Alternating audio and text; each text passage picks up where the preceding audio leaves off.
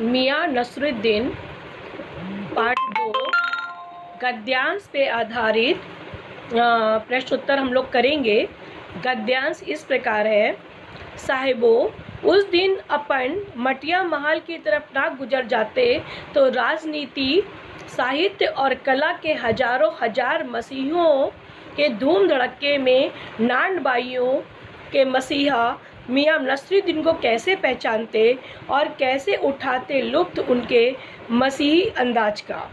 ये लेखिका दर्शकों को संबोधित करते हुए कहती हैं, पाठकों को संबोधित करते हुए कहती हैं कि अगर उस दिन वो मटिया महल से ना गुजर जाती तो उन्हें पता ही नहीं चलता कि मियां नसरुद्दीन कितना शाही अंदाज अपने ऊपर रखते हैं, मसीही अंदाज रखते हैं, और उनकी बातों से वो मज़ा न ले पाती।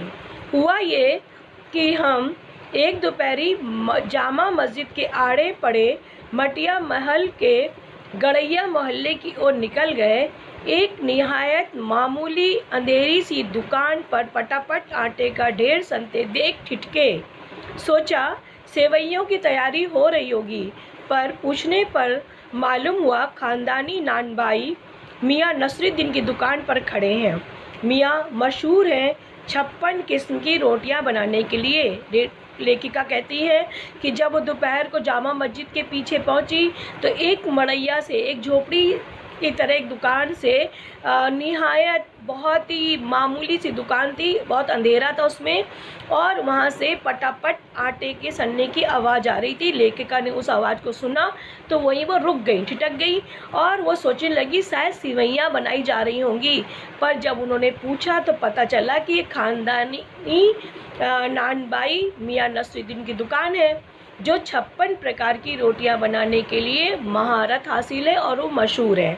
अब इस गद्यांश का प्रश्न नंबर 1, हजारों हजार मसीहों के धूम धड़क्के से क्या अभिप्राय है। इसका उत्तर इस प्रकार लिखेंगे।